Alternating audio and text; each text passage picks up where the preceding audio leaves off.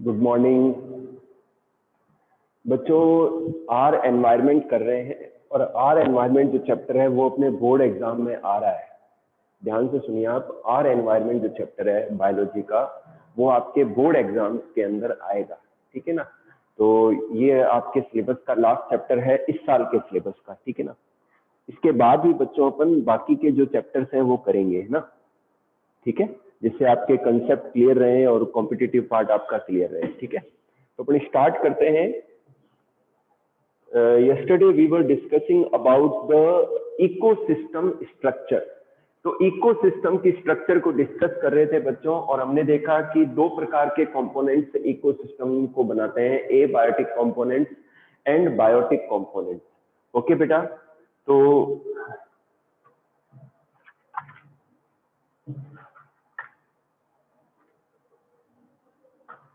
कल हमने abiotic components को डिस्कस किया था बच्चों।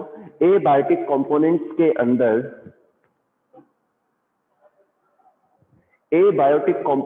अंदर बच्चों हमने कुछ फैक्टर्स किए थे, climatic factors, B edaphic factors, C topographic factors, D non living substances.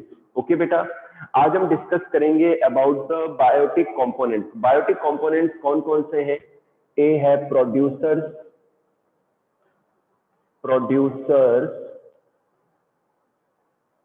Okay. B is the consumers, ठीक है। और कंज्यूमर्स में हर्बीवोर्स,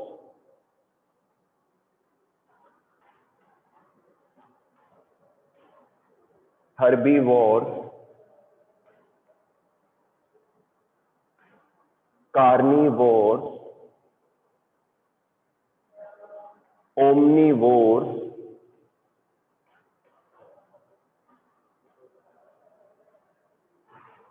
एंड पैरासाइट्स, ठीक है। और सी है इसमें डीकंपोजर्स।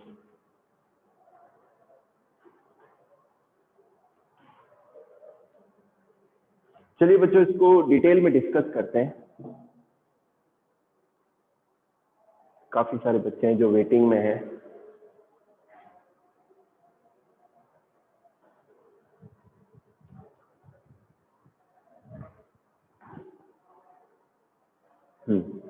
बच्चों दोबारा सुन लीजिए, हम इकोसिस्टम स्ट्रक्चर को डिस्कस करते हैं। The ecosystem structure is form by the two components, abiotic components and biotic components. बच्चों बायोटिक कंपोनेंट्स के बारे में हम डिस्कशन कर रहे हैं। बायोटिक कंपोनेंट्स में बच्चों जितने भी जो लिविंग ऑर्गेनिजम्स होते हैं, जो लिविंग बींग्स होते हैं, वो बायोटिक कंपोनेंट्स के पार्ट में आते हैं, जो कि इकोसिस्टम को बनाते हैं। इनमें सबसे पहले हम लेते हैं प्रोड्यूसर। बच्चों प्रोड्यूसर्स कौन है? बच्चों ग्रीन प्लांट्स, ग्रीन जो एल्गी है, प्लांट्स है, ब्रायोफाइट्स प्लांट्स है, टेरिडोफाइट प्लांट्स हैं, जिम्नोस्पर्म है, ग्रासेज है, ये सब किस में आते हैं बच्चों? प्रोड्यूसर्स में आते हैं। क्यों? क्योंकि ये सनलाइट को ट्रैप करते हैं और सनलाइट एनर्जी को केमिकल एनर्जी में कन्वर्ट करते हैं।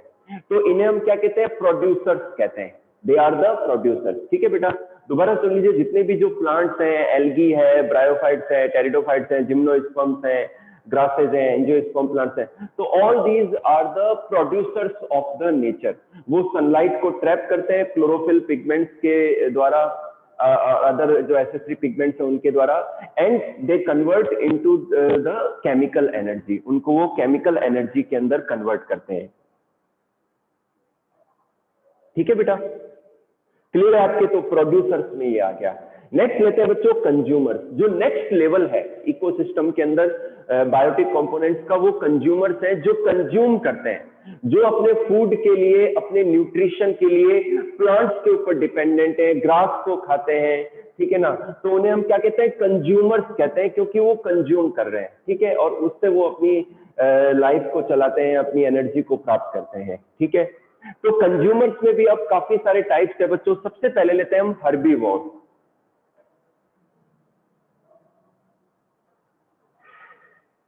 ठीक है बेटा। कंज्यूमर्स में सबसे पहले हम लेते हैं herbivores. What are the herbivores? बच्चों हर्बीवोर वो एनिमल है जो केवल प्लांट्स पर ही डिपेंडेंट होते हैं, प्लांट या प्लांट पार्ट्स को ही खाते हैं, तो उन्हें हम क्या कहते हैं? शाकाहारी हर्बीवोर्स कहते हैं, जैसे कि गॉट है, शीप है, ठीक है ना। तो ये सब किस में आते हैं? हर्बीवोर्स में आते हैं।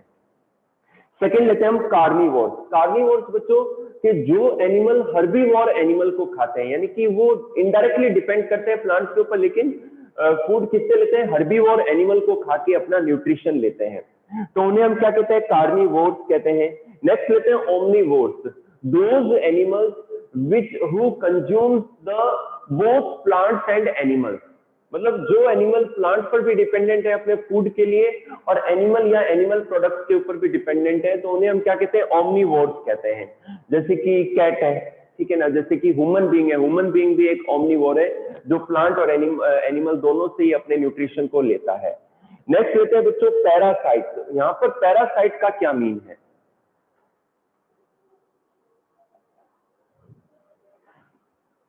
बच्चों कई सारे एनिमल ऐसे होते हैं या कई सारे ऑर्गेनिज्म ऐसे होते हैं जो अपने न्यूट्रिशन के लिए, अपने शेल्टर के लिए किसी दूसरे एनिमल के ऊपर या किसी दूसरे प्लांट के ऊपर डिपेंडेंट रहते हैं। तो इस कंडीशन में वो ऑर्गेनिज्म तो हो गया पैरासाइट, और जिसके ऊपर वो डिपेंडेंट है उन्हें हम क्या कहते हैं? होस्ट कहते हैं। क्या कहते हैं? होस्ट कहते हैं। क्लियर हो गई बात आपकी? दोबारा सुन लीजिए, पैरासाइट्स क्या है कि कुछ ऑर्गेनिज्म अपने न्यूट्रिशन के लिए किसी दूसरे प्लांट या दूसरे एनिमल के ऊपर डिपेंडेंट रहते हैं और वो उस एनिमल या प्लांट को किल नहीं करते हैं, बस वहां पर डिपेंडेंट रहते हैं और वहां से अपना न्यूट्रिशन डिराइव करते हैं, तो उन्हें हम क्या कहते हैं? पैरासाइट कहते हैं। तो वो अपने होस्ट को कभी भी किल नहीं करते हैं। जैसे आपकी बॉडी के अंदर मान लो प्लाज्मोडियम आ गया, तो प्लाज्मोडियम एक पैथोजन है मलेरिया डिजीज का, तो वो आपके बॉडी में न्यूट्रिशन के लिए और शेल्टर के लिए आता है, लेकिन वो तो हो गया पैरासाइट, ठीक है ना। आप क्या हो गए? होस्ट हो गए। क्लियर होगी बात आपके? तो इसी तरीके से जो कस्कुटा प्लांट है वो भी किसी दूसरी सरफेस या दूसरे प्लांट के ऊपर डिपेंडेंट रहता है, तो वो भी एज ए पैरासाइट है। फंगल जो ऑर्गेनिजम्स होते हैं वो अपने न्यूट्रिशन के लिए दूसरे प्लांट्स के ऊपर या एनिमल्स के ऊपर ग्रो करते हैं और वहां से अपना न्यूट्रिशन लेते हैं, ठीक है ना। तो यहाँ पैरासाइट्स का ये मीन है। The next component of biotic component is decomposers. बच्चों decomposers क्या है? बच्चों नेचर के अंदर कुछ ऐसे माइक्रो ऑर्गेनिज्म है, कुछ बैक्टीरिया है, फंगाई है, ये क्या करते हैं कि जो डेड और जो डिकेइंग ऑर्गेनिज्म होते हैं या प्लांट होते हैं उनको डिकम्पोज कर देते हैं। तो ये जो फंगाई या बैक्टीरिया ये कुछ डाइजेस्टिव एंजाइम्स रिलीज करते हैं जो उनकी सेल से बाहर जो भी प्लांट मटेरियल या ऑर्गेनिज्म है उनको वो सिंपलेस्ट फॉर्म में या सिंपलर फॉर्म में रिड्यूस कर देते हैं, कन्वर्ट कर देते हैं। तो ऐसे ऑर्गेनिजम्स को हम क्या कहते हैं? डीकम्पोजर्स कहते हैं, जैसे कि फंगाई है, बैक्टीरिया है, ठीक है। तो ये भी बच्चों इकोसिस्टम का पार्ट है। बच्चों डीकम्पोजर्स जो ऑर्गेनिजम्स होते हैं वो बहुत ही इंपॉर्टेंट रोल प्ले करते हैं नेचर के अंदर, क्योंकि वो एनवायरमेंट के क्लीनर है। वो क्या है? एनवायरमेंट के क्लीनर है। वो एनवायरमेंट को क्लीन करते हैं कि जो भी डेड ऑर्गेनिजम्स हैं, एनिमल्स हैं, उनको वो डिकम्पोज करके एनवायरमेंट की क्लीनिंग करते हैं, ठीक है ना। तो यहाँ पर बच्चों बायोटिक कंपोनेंट्स के पार्ट दोबारा देख लीजिए। प्रोड्यूसर्स, कंज्यूमर्स, कंज्यूमर्स के अंदर हर्बीवोर्स, कार्निवोर्स, ओमनीवोर्स, पैरासाइट्स, ठीक है। फिर लेते हैं डीकम्पोजर, ठीक है बेटा। तो ये सब मिलके क्या करते हैं? इकोसिस्टम को बनाते हैं। नेक्स्ट टॉपिक लेते हैं हम, फूड चेन।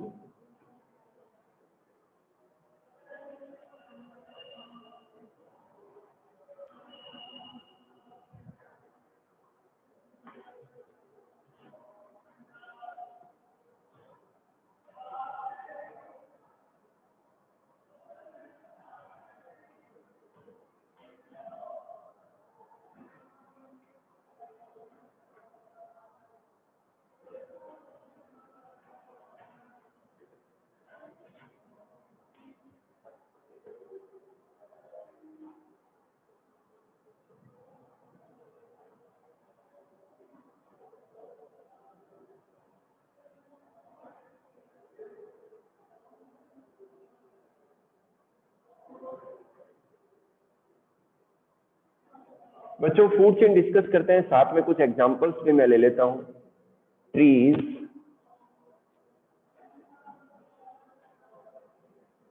डियर,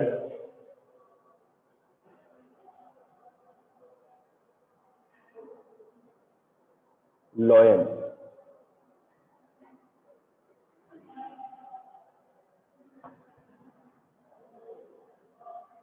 नेक्स्ट लेते हैं ग्रासलैंड।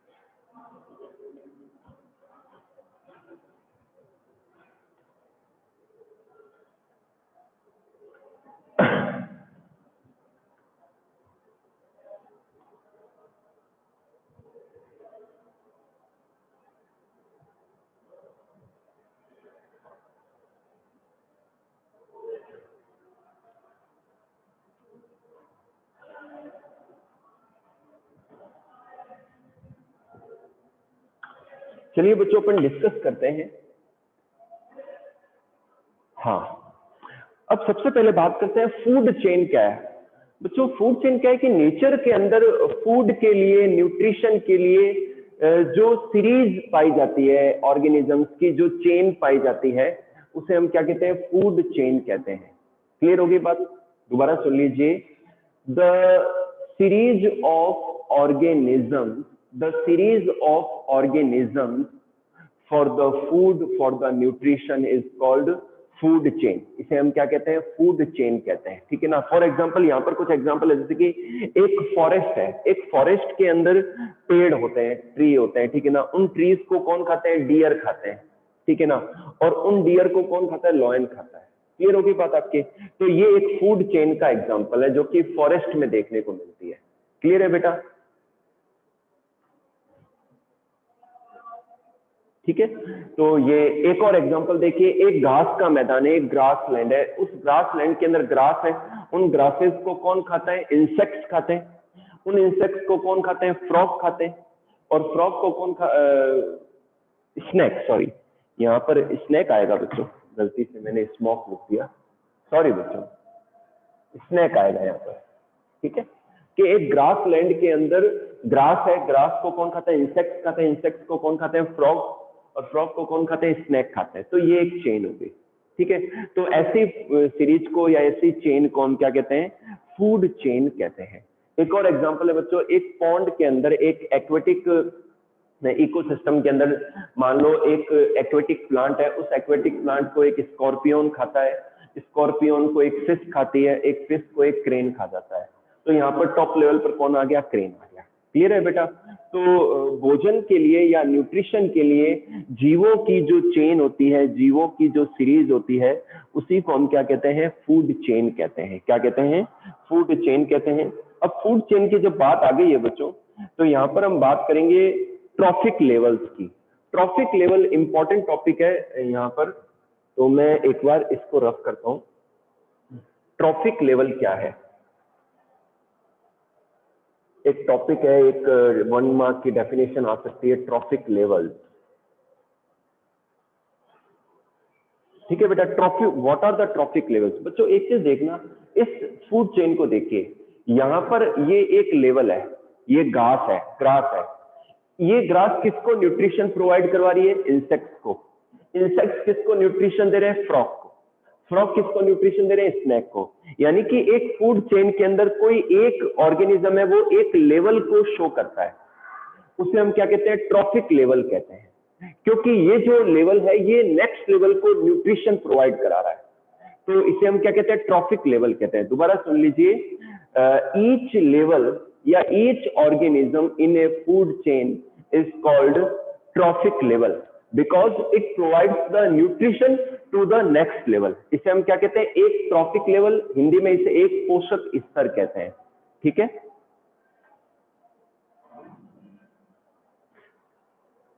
क्लियर है बेटा? दोबारा सुन लीजिए, ट्रॉफिक लेवल कह रहे क्या है कि किसी भी फूड चेन के अंदर कोई एक ऑर्गेनिज्म का जो लेवल है उसे हम एक ट्रॉफिक लेवल या एक पोषक स्तर कहते हैं, क्योंकि वो नेक्स्ट लेवल को न्यूट्रिशन प्रोवाइड कराता है।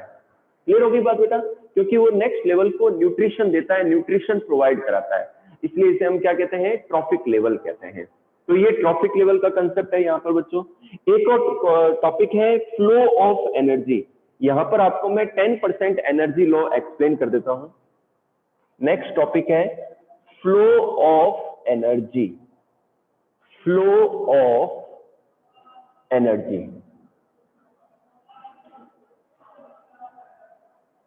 Flow of energy.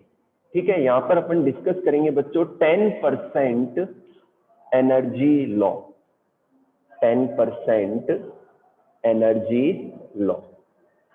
ठीक है, एक चीज ध्यान रखना बच्चों, किसी भी इकोसिस्टम के अंदर, नेचर के अंदर, फूड चेन्स के अंदर जो एनर्जी का ट्रांसमिशन है, जो एनर्जी का ट्रांसफर है, वो यूनि डायरेक्शनल होता है, एक अपवर्ड डायरेक्शन में होता है। समझ में आ गई बात? यानी कि घास के अंदर जो एनर्जी आई है, जो सनलाइट को ट्रैप करने से जो एनर्जी आई है, वो उसको केमिकल एनर्जी में कन्वर्ट करता है। अब ये एनर्जी इस लेवल से इस ट्रॉफिक लेवल यानी कि इंसेक्ट्स में आ जाती है। इंसेक्ट से जो एनर्जी है, कुछ एनर्जी यूज आ जाती है, बाकी एनर्जी जो है अगले लेवल को ट्रांसमिट हो जाती है। फिर फ्रॉग के जो रिएक्शंस है, मेटाबॉलिक रिएक्शंस हैं, उनके अंदर वो एनर्जी काम आती है और कुछ एनर्जी फिर से अगले लेवल को ट्रांसमिट होती है। तो इस तरीके से नेचर के अंदर जो एनर्जी का ट्रांसमिशन है वो हमेशा अपवर्ड देखने को मिलता है। अगर उसका पिरामिड बनाया जाए तो हमेशा क्या है कि इरेक्ट या सीधा पिरामिड ही बनता है एनर्जी के ट्रांसफर का। तो यहाँ पर बच्चों एक लॉ है, फ्लो ऑफ एनर्जी के लिए एक लॉ है 10% एनर्जी लॉ। अब ये 10% एनर्जी लॉ क्या है ये मैं आपको एक्सप्लेन कर देता हूँ। मोस्ट इंपॉर्टेंट है बच्चों, गवर्नमेंट एग्जाम्स में भी पूछा जाता है, कंपटीशन एग्जाम में भी आता है, मेडिकल फील्ड में भी यूजफुल है ये। 10% एनर्जी लॉ क्या कहता है? अकॉर्डिंग टू 10% एनर्जी लॉ कि किसी एक ट्रॉफिक लेवल में जो एनर्जी आती है वो वहां पर 90% कंज्यूम हो जाती है। केवल उस एनर्जी का जो 10% पार्ट है वो ही नेक्स्ट ट्रॉफिक लेवल को ट्रांसमिट होता है। क्लियर होगी बात आपके? तो इसे हम क्या कहते हैं? 10% एनर्जी लॉ कहते हैं। This is called 10% energy law. मैं इसको यूं भी समझा सकता हूं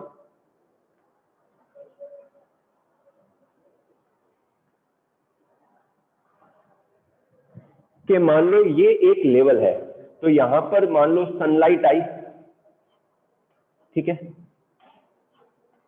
सनलाइट जो है यहां एक लेवल को मिली, तो ये हो गया 10,000 मान लो कैलोरी, मान लो 10,000 कैलोरी आ गया। ठीक है, अब ये 10,000 में से अगले लेवल को कितनी मिलेगी? इसका 10% यानी कि 1,000 कैलोरी। अगले लेवल को इसका 10% यानी कि 100 कैलोरी। उससे अगले लेवल को इसका 10% यानी कि 10 कैलोरी। क्लियर होगी बात आपकी? यानी कि यहाँ पर सनलाइट जो मिली उससे 10,000 कैलोरी मिल गई एनर्जी। ठीक है, फिर यहाँ से अगले लेवल को ओनली 1,000 ही मिली, इसका 10%। उससे अगले लेवल को इसका 10%, उससे अगले लेवल को इसका 10% और उससे अगले लेवल को इसका भी 10%। क्लियर होगी बात आप? यानी कि जो सबसे टॉप लेवल पर जो ट्रॉफिक लेवल होगा किसी भी फूड चेन के अंदर, जो सबसे टॉप लेवल पर जो ऑर्गेनिज्म होगा, जो टॉप लेवल पर जो ट्रॉफिक लेवल होगा, उसको लीस्ट एनर्जी मिलेगी, सबसे कम एनर्जी उसको वहां तक पहुंचेगी। यही कारण है कि जो फूड चेन्स होती हैं बहुत ज्यादा लॉन्ग नहीं होती है, वो रेस्ट्रिक्टेड होती है कि एक टॉप लेवल पर आके, जैसे कि लॉयन जो है ना, किसी भी फूड चेन में जो लॉयन है वो सबसे टॉप पर है। ठीक है ना, ह्यूमन भी सबसे अधिकतर मामलों में, अधिकतर फूड चेन में ह्यूमन हमेशा टॉप पर आता है। ठीक है ना, तो इसीलिए फूड चेन की साइज लिमिट में रहती है। तो इसे हम क्या कहते हैं बच्चों? 10% एनर्जी लॉ कहते हैं। दोबारा सुन लीजिए, according to 10% energy law in the ecosystem, in the food chains, only 10% energy transmitted to the next trophic level the 90% energy get consume in that trophic level, ठीक है ना, ओनली 10% ही पास होती है अगले लेवल पर। मोस्ट इंपॉर्टेंट है बच्चों, 1 number का क्वेश्चन आ सकता है या 2 मार्क्स का आ सकता है बोर्ड एग्जाम्स के अंदर भी, आप अच्छे से समझें इसको, अच्छे से तैयारी करें। नेक्स्ट लेते हैं बच्चों, कुछ एग्जांपल्स हैं फूड चेन्स के।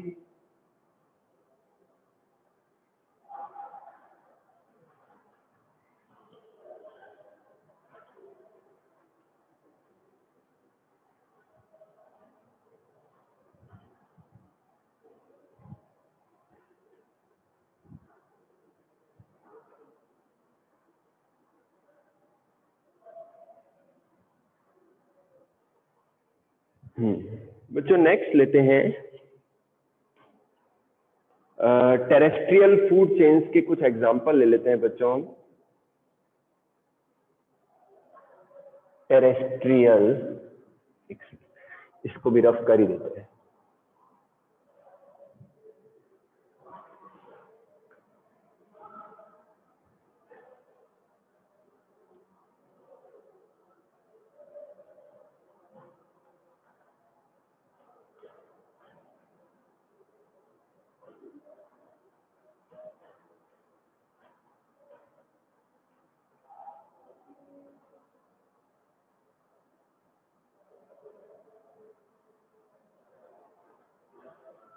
टेरेस्ट्रियल फूड चेन है ना। अब टेरेस्ट्रियल फूड चेन को हम डिस्कस कर लेते हैं। जो जमीन पर जो फूड चेन है, जैसे कि ग्रास, ये मैं बताया था अभी आपको, डियर, ठीक है, और यहाँ पर आ गया लॉयन। ये एक फॉरेस्ट के अंदर। नेक्स्ट लेते हैं बच्चों ग्रास, ग्रास, फिर है इंसेक्ट,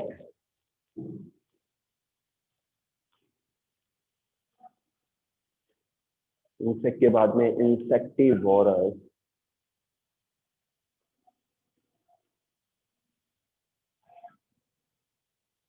इंसेक्टिवोरस बर्ड, और सबसे ऊपर आ गया हॉक। ठीक है बेटा, तो ये बच्चों 2 एग्जांपल मैंने दिए आपको टेरेस्ट्रियल फूड चेन के। एक तो फॉरेस्ट के अंदर ग्रास, डियर और लॉयन। एक और है food chain grass, insect, insect को कौन खाता है, इंसेक्टिवोरस बर्ड, इंसेक्टिवोरस बर्ड को जो हॉक है वो खा लेता है। ठीक है बेटा, नेक्स्ट लेते हैं हम aquatic food chain. Aquatic food chain,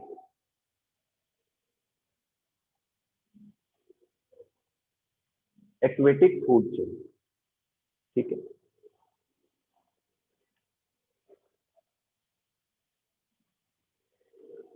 ये चैप्टर बच्चों बोर्ड एग्जाम में आएगा, है ना। इसके बाद में जो चैप्टर करेंगे वो अपन जो डिलीटेड पोर्शन है वो करेंगे, क्योंकि वो करना जरूरी है। बेस आपका बेस स्ट्रॉन्ग करना है अगर, तो वो करना जरूरी है।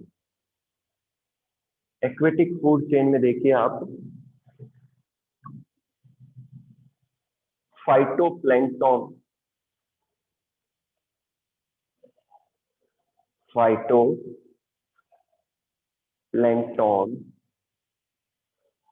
नेक्स्ट लेते हैं हम जू प्लैंक्टन,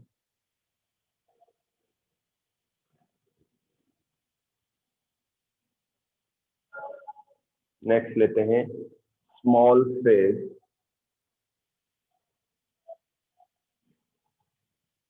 स्मॉल फिश के बाद में लार्जर फिश, लार्जर फिश। ये बच्चों कुछ एक एग्जांपल्स हैं जो हम करने से क्या थोड़ा सा टॉपिक जल्द अच्छे से क्लियर हो जाता है। और फिर लेते हैं शार्क, ठीक है। तो ये एक एग्जांपल है कि फाइटोप्लैंक्टन कहते हैं कि एक्वेटिक बॉडी के अंदर जो यूनिसेलुलर ऑर्गेनिज्म जो कि फोटोसिंथेसिस करते हैं, सनलाइट को ट्रैप करते हैं, तो उन्हें हम फाइटोप्लैंक्टन कहते हैं। तो वो सनलाइट को ट्रैप करके फूड का फॉर्मेशन करते हैं। इन फाइटोप्लैंक्टन्स को दूसरे जो यूनिसेलुलर ऑर्गेनिज्म है वो कंज्यूम करते हैं, उन्हें हम कहते हैं जू प्लैंक्टन। इन जू प्लैंक्टॉन्स को स्मॉल फिश खाती है, स्मॉल फिश को बड़ी फिश खा जाती है, लार्जर फिश खा जाती है, और इस लार्जर फिश को इससे भी बड़ी जो शार्क मछली जो होती है, फिश होती है, वो उसको खा जाती है। ठीक है ना। तो ये एक एक्वेटिक फूड चेन का मैंने आपको बेटा एग्जांपल दिया है। ठीक है, चलिए नेक्स्ट लेते हैं हम बायोलॉजिकल मैग्निफिकेशन। अब ये क्या है? बायोलॉजिकल मैग्निफिकेशन या बायो मैग्निफिकेशन।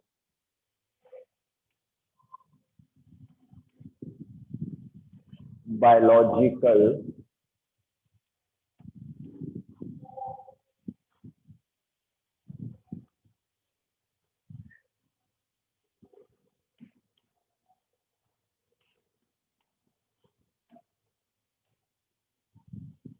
बायोलॉजिकल मैग्निफिकेशन और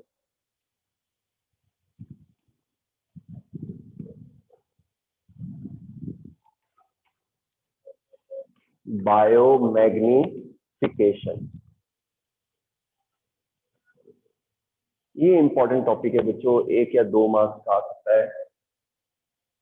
क्या होता है बच्चों कि किसी भी एक्वेटिक बॉडी में किसी भी एक्वेटिक बॉडी में या फिर किसी फूड के अंदर किसी फूड के अंदर कोई हार्मफुल केमिकल है, कोई हार्मफुल मेटल है, या फिर हार्मफुल टॉक्सिक सब्सटेंस है, जो कि किसी एनिमल के अंदर डाइजेस्ट नहीं होता है, ना ही हो सकता है, ना ही कंज्यूम होता है। ठीक है ना। तो वो जो हार्मफुल मेटल है या हार्मफुल केमिकल है या हार्मफुल जो टॉक्सिन टॉक्सिन है, वो उस ऑर्गेनिज्म में एज इट इज पड़ा रहता है। जब उस ऑर्गेनिज्म को कोई नया नेक्स्ट लेवल का ऑर्गेनिज्म कंज्यूम करता है, तो वो उसके अंदर चला जाता है और वहां भी वो पड़ा रहता है। उससे नेक्स्ट लेवल में भी वो चला जाता है, वहां भी वो पड़ा रहता है। और पीछे से जो उस मेटल की या टॉक्सिन की सप्लाई आती रहती है, तो जो टॉप लेवल पर जो ऑर्गेनिज्म है, वहां पर क्या है, उसका एक्यूमुलेशन ज्यादा होता है, वो ज्यादा मात्रा में इकट्ठा हो जाता है। इसे हम क्या कहते हैं? बायो मैग्निफिकेशन या बायोलॉजिकल मैग्निफिकेशन कहते हैं। सपोज करो बच्चों, किसी पॉन्ड के अंदर, किसी एक्वेटिक बॉडी के अंदर मान लो डीडीटी है। कितना है? क्या है? डीडीटी है, जो हार्मफुल केमिकल है। तो ये जो डीडीटी है, जब फाइटोप्लैंक्टॉन्स के अंदर जाएंगे तो वहां पड़े रहेंगे, फिर वहां से जू प्लैंक्टॉन में चले जाएंगे, वहां भी एक्यूमुलेट होते रहेंगे, वहां से स्मॉल फिश के अंदर जाएंगे, वहां भी एक्यूमुलेट होते रहेंगे, वहां से लार्जर फिश में जाएंगे, वहां भी एक्यूमुलेट होंगे, और फिर शार्क मछली में जाएंगे। तो सबसे टॉप लेवल पर जो ऑर्गेनिज्म होगा, उसके अंदर सबसे ज्यादा मात्रा में उस टॉक्सिन का एक्यूमुलेशन पाया जाएगा। तो इसी को हम क्या कहते हैं? बायोलॉजिकल मैग्निफिकेशन कहते हैं। तो इसकी डेफिनेशन सुन लीजिए। The increase in concentration of toxic substances in the successive levels of a food chain is called biomagnification और biological magnification। मैं रिपीट कर दे रहा हूं, दोबारा ध्यान से सुनिए आप। The increase in concentration of harmful chemicals, harmful substances in the successive levels of a food chain is called biomagnification और biological magnification। ओके बेटा, तो इसे हम बायो मैग्निफिकेशन कहते हैं।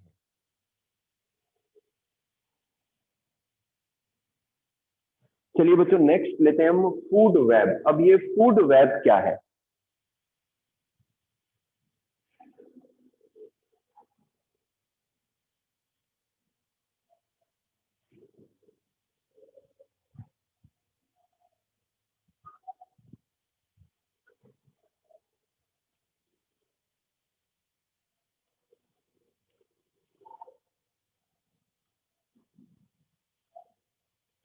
What is food web? Food web क्या है?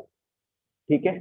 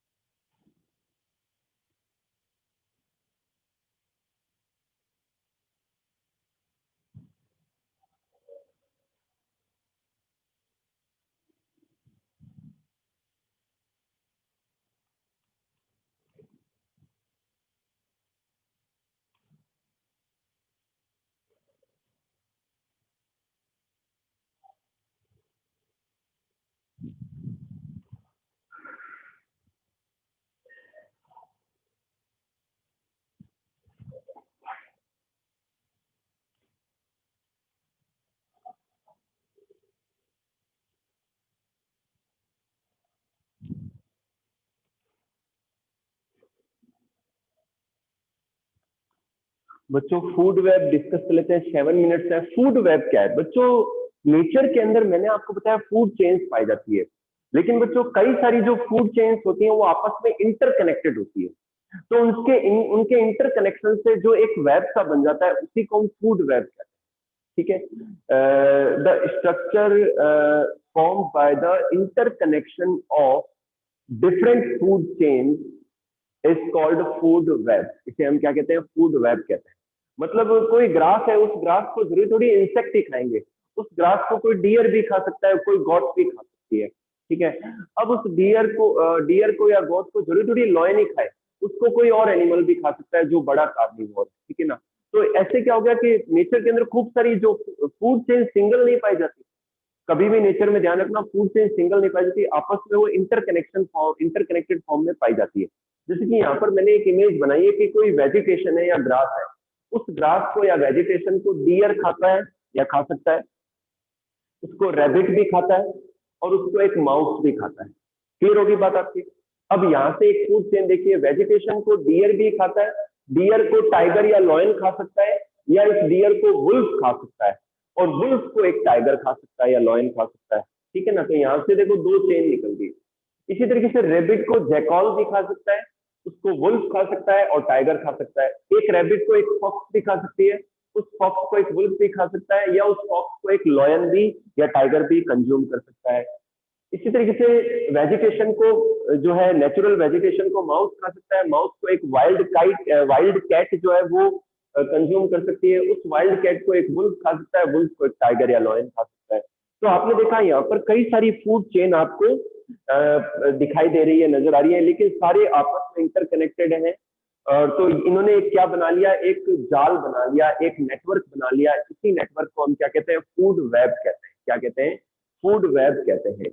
The network और structure form by the interconnection of different food chains in the nature is called food web. इसे हम क्या कहते हैं? फूड वेब कहते हैं। ओके बेटा, तो बच्चों 4 मिनट्स है। ठीक है, आपकी जो भी क्वेरीज है वो पूछ लीजिए, बाकी टॉपिक